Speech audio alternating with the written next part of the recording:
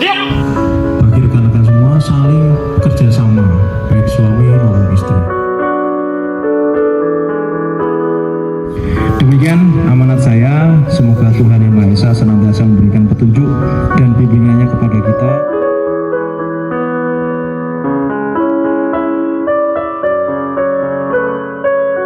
Tuhan Zumi Wabarakatuh yang saya banggakan.